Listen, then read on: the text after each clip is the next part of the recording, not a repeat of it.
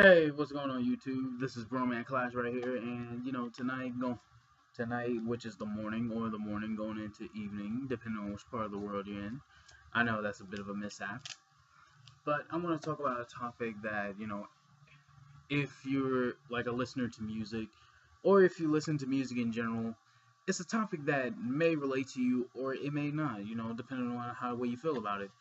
And that topic is the message in music and how the way it radically changed from back then till now. Even in the short span, not classical music, not just solely instrumentals, not opera, but mainly, music genres that, pertain to like hip hop, reggae, you know, punk rock, metal, and sometimes even pop. Disco, which sadly, somewhat discontinued, but its influence is still there.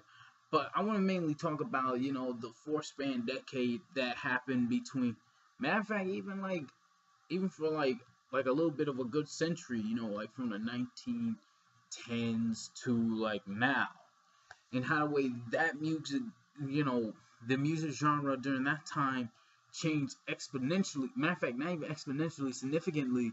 And the music during that time held like a bit of a message from like the 1910s. No, not the 1910s. From like the 1940s to like the 1990s, you had music that talked about like a bit of a political message, that talked about, a bit of a saying that goes with, not only opposition but also towards enlightenment, that talked about like a topic of, how should I put it? What's the word? Oh, talked about a topic of social consciousness. Yeah, that's the phrase, social consciousness, and how it awakened the people as opposed to putting them to sleep. Back then, music was, blatantly saying, oh, you should not promote this, you should not promote, communist thinking, you should not promote alternative thinking, you should not promote, anarchism. What they call anarchism, basically, it's funny because they call, punk rowdy music, but if you literally hear the message of what they're talking about, you realize that, wait a minute, they're talking about what the government was doing, especially with Dead Kennedy's I Am the Owl, which it was talking about how the way the government used to, or still do to this very day, plant, bug phones, tap, wiretapping, especially what happened with counterintelligence programming, during the time with the Black Panther Party. And in case you don't know what, counterintelligence programming is, and some people may think like, oh, what does counterintelligence program mean, Clash? Bro, man, enlighten us a bit. Well, COINTELPRO and counterintelligence programming, who I could give you a bit of a rundown on it. It basically was a program that was issued and made, by the director of the FBI during that time, which was J. Edgar Hoover. And the basic premises of the, of counterintelligence programming was to, in fact, not to protect and to make sure the citizens were safe, but to prevent the rise of another black messiah. That was the original intent of the FBI. Basically, not to help promote safety, but to keep tabs on, certain radical groups, not even radical groups, but certain empowering groups, such as the Black Panther Party and, certain gangs. The Crips and the Bloods, believe it or not, they were actually meant to help out the black community, not to be like locusts that you see in today's times. They were not meant to destroy, they were meant to help because they were offshoots of the Panthers. Now, now you may ask, how does music and the message, help influence, Clash, tell us, how does music and all that help influence, now like modern day mindsets, and how does it, help? Yeah, matter of fact, how does music in general help or hinder the mind? And I remember I said this once before, and I said this about, KRS, and he said if music, matter of fact, he specifically said if hip hop has the power to corrupt minds, then it also has the ability to uplift minds. take that, even though he was talking about hip hop, but take that into consideration on about, music in general, and how the way the music, the message of the music, even through that, even though it was like a 5 decade span, it still talked about, political messages. It was talking about anti-war. It was talking about, being yourself, you know, actual love, not, physical attraction, not lust, not, selling dope. It was not, glamorizing hood life. It was, in an essence, how shall I say? It was in essence,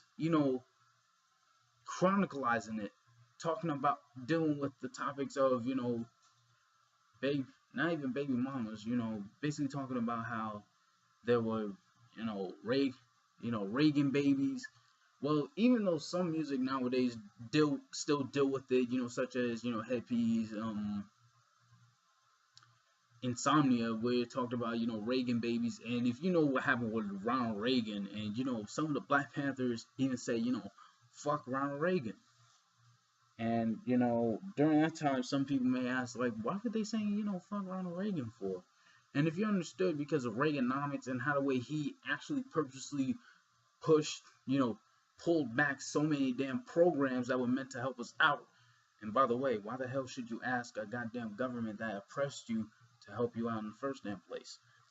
And now, aside from that, and you may ask, how does all this deal with music?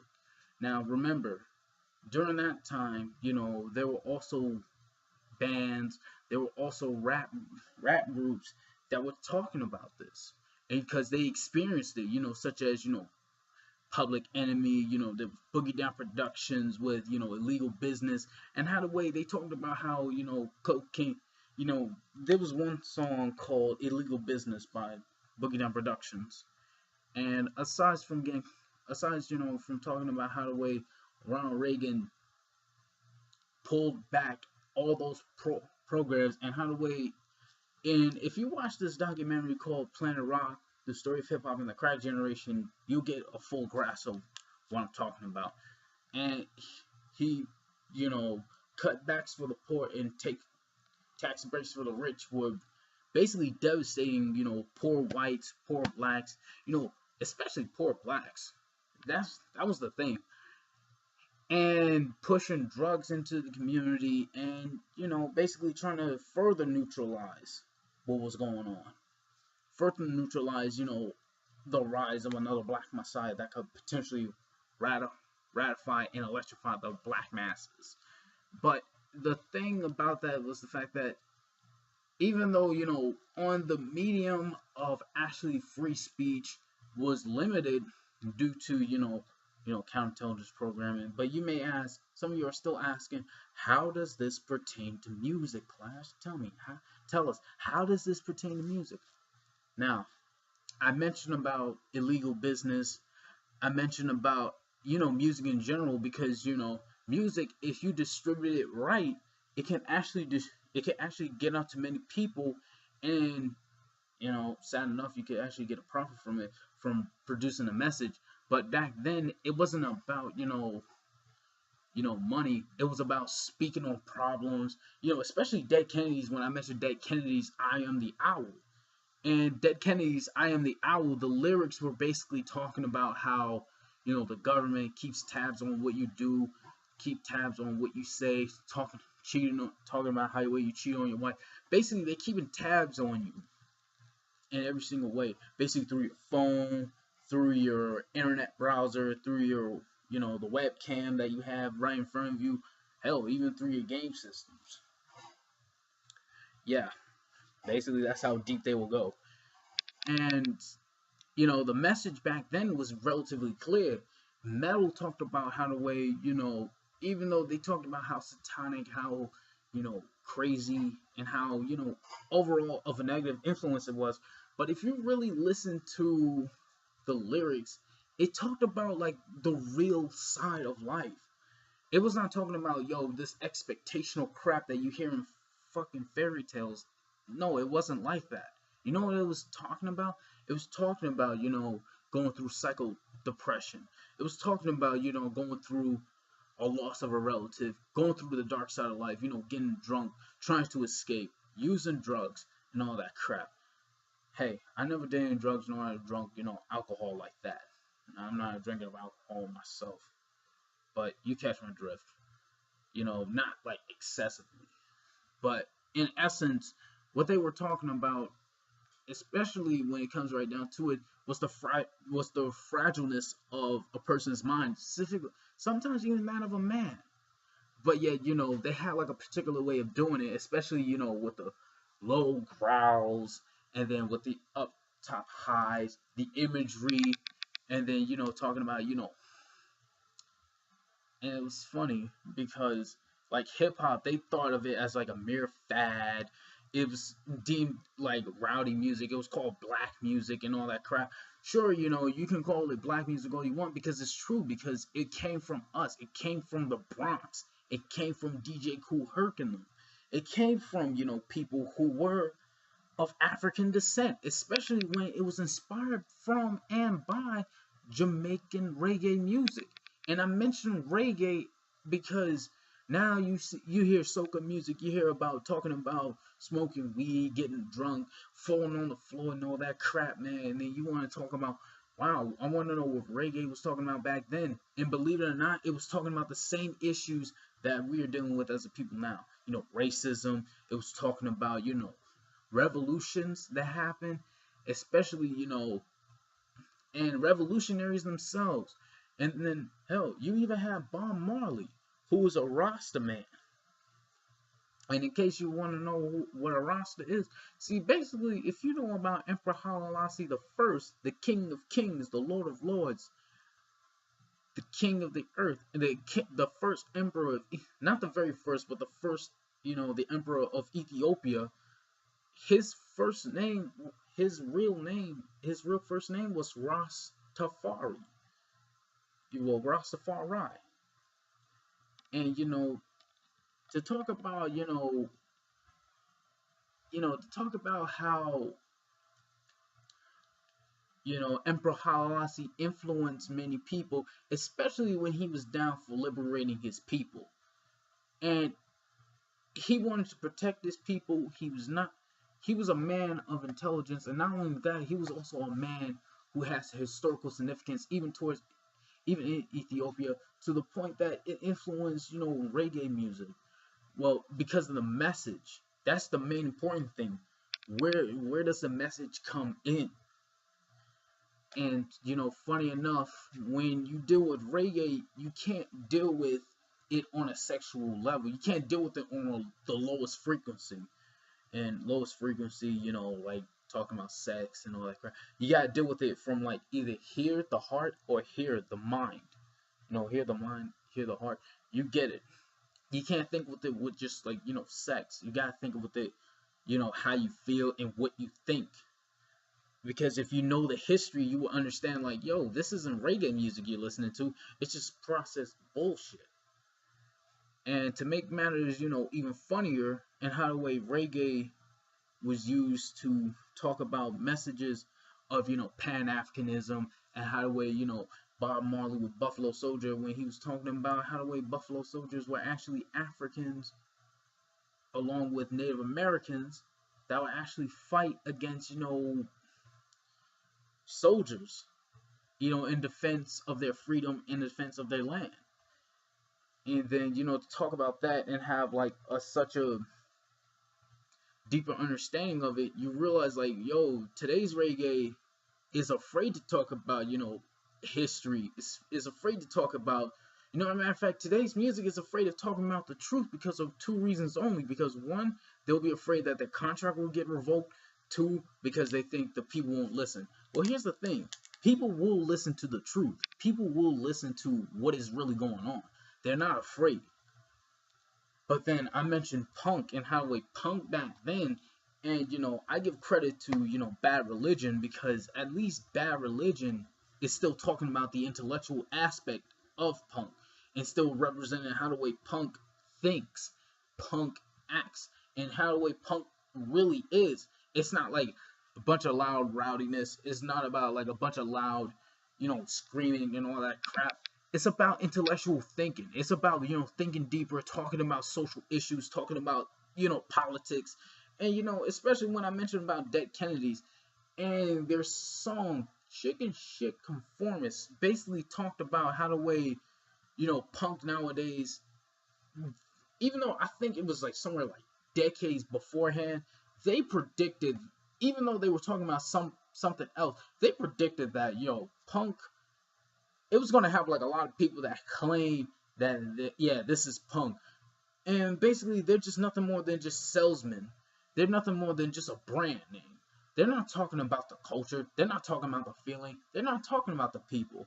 They're only talking about how this is, punk right here because of what we sound, not of the subject matter. And I mentioned hip hop. I mentioned R. Well, even though I didn't mention R&B, rhythm and blues. I think so, but I think that's what R&B stands for, rhythm and blues. But I mentioned hip hop, and beforehand I mentioned KRS-One, but then I remember something that Tupac once said, and even though I was probably like a year old or like wasn't even born during that time, but I remember watching one of his videos on YouTube, and it mentioned that, look, don't just nod your head to the beat. Listen to the lyrics. Hold us accountable to the lyrics. Now, they want to throw Tupac out there as if, he's a thug, he's a gangster. But if you really listen to his lyrics, some of them, they were just like adding up to the image. That wasn't him. He was just pushing out that image because they thought, like, yeah, this is just acceptable. But in actuality, he was a revolutionary. He talked about these subject matters. He talked about, black people and their history. He talked about what was going on. He's not afraid.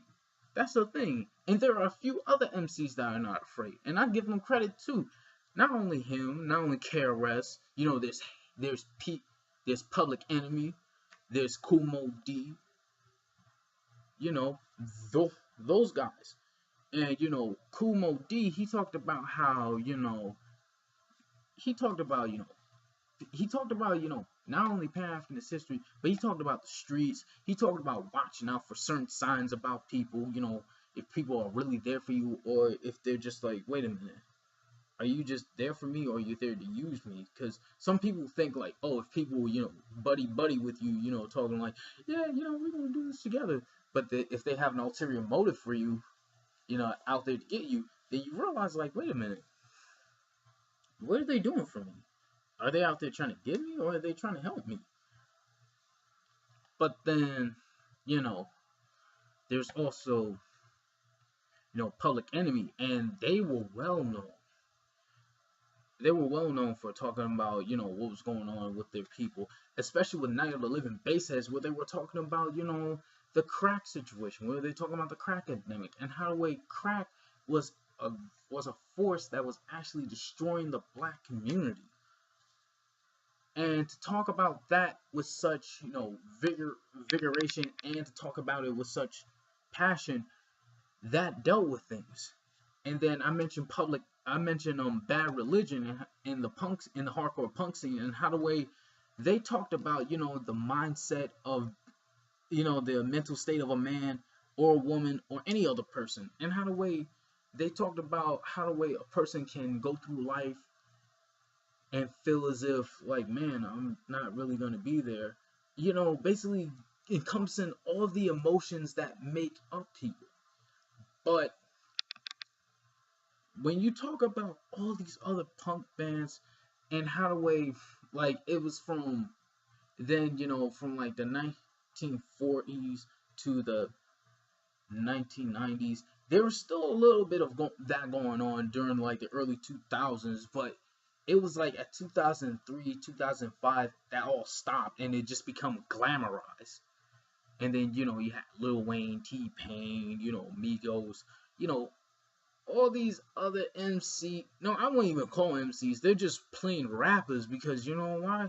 Because it's just like a lollipop that you wrap them up, you just sell them. They're just nothing more than just a commodity. They're just a brand. They're just a name. They're not even a person. If you notice, When you say Lil Wayne, you're not talking about a person, you're just talking about a name. Because honestly, man, I'm just gonna keep it real, I'm gonna keep it off, I'm gonna keep it right. But when you look at, music nowadays, it's just so cookie cutter clean. It's not even clean. It's just cookie cutter. It's just like, like how where you have the mold, you have gingerbread man, and then you just, there you go. Do it again, do it again, do it again, do it again. Sure, it tastes good, but it'll eventually get stale to the point that the people just be like, you know what, man? I'm not hungry. That's the thing. And the message that they're talking about, talking about, yo, and you got like people singing about like, yo, a black man selling drugs and all that crap, thinking that shit is cool, and then listening to that garbage and how the way they're talking about how the way, oh yeah, this is how we do things, knowing the fact that the repercussions of those things will actually get you either killed or incarcerated, ironically by the very same government that want to extinct you. I know I always talk snide about, the American government, and I gave you my reasons why, and why I do consider myself like, you know what, really, I'm an American, because honestly, does America consider black people citizens? No. And, aside from that little brief saying and how the way I feel, but I'm just gonna keep it off and keep it right. Why? What happened to music? Honestly, what happened to music was the fact that, people, not the fact that it was the people, it was the fact that it was strategically pushed to make sure like certain content were shown as opposed to others. So say if you want to say something negative about other people, you want to say negative about your own people, especially those of the African origin, especially those of African origin, you are willing to push that out than to talk about the positivities, talking about how can depression be cured, how the way we can come together, and just like what Jimi Hendrix once said, if people can take out the love of power for the power of love, then the world will truly know peace. And sad enough, people like nowadays corporations thrive on wars. They thrive on greed. They thrive on misery. They thrive on insecurity. And then, artists, if you really look at them, they're just nothing but high paid employees. Sure, they make more money than, you and I, supposedly. But if you really think about it, that contract, once that contract is gone, they don't make their, if they don't make their own, record company, they don't make their own thing, then what happened? Then what happens? They just they just become like a person that you see every single day. And just like what Miss Louis Farrakhan once said, once the slave master, once the master picks that crab out of a barrel, they'll they'll make sure that you do stuff for the master instead of doing it for yourself. And the fact that, the proverbial crabs in a barrel, that's what happens, to a people when we live in a wilderness. We basically live in a wilderness where we are not able to think for ourselves. We just think like the oppressor, how the way the oppressor teaches us how to think. And I know I talked about how the way, how does, all this when I'm talking about tie into music, and how the way the message back then ties into like what I'm talking about now, and how the way, all that other stuff.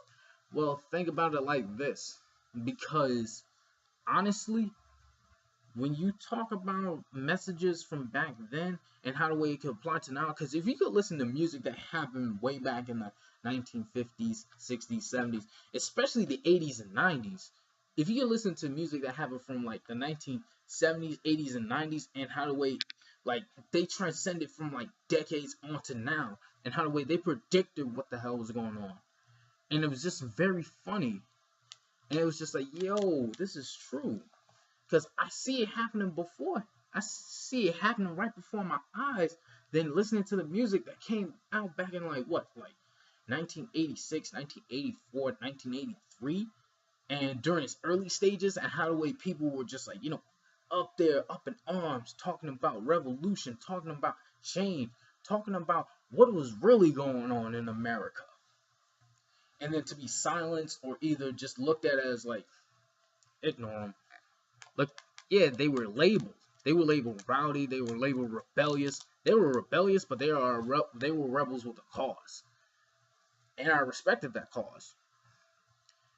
But then, for their messages to be silenced, and how the way it's being replaced with processed bullshit, which doesn't even deal with the soul of music, which is the essence of music, the meaning behind music, which is just to tell people not how to think, but to what to think about and what brings forth to them. Basically, people nowadays, need hand holding. And that becomes really sad when you realize that, it happens a lot more than you actually think. And music is like one of those hand holders. And once you have that hand, withheld from you, and you're not holding it anymore, you're lost. You're like an infant that tries to walk, but you can't walk. And then some of you are still asking me, how does all of this pertain to music? How does all this pertain to the message of music? How does all this, clash? How does all this pertain to music? And I'm telling you this right here and right then and there. The reason why this pertains to music is because, look, people are just consumers. But if you have like an ear for the lyrics, you will realize that they are talking about. See, nowadays music not so much, but if you really dig deep into the, underground, you will realize like, they're talking about something far deeper. The lyrics are cryptic, but they speak volumes. That's what I'm trying to say. And with that, YouTube, I say this is Broman Class, signing out one at one. Hope you have a great time. Like, share, subscribe if you like to, or if you want to, dislike. Leave a comment respectfully, saying if you don't like my content, or if you do agree with what I'm saying.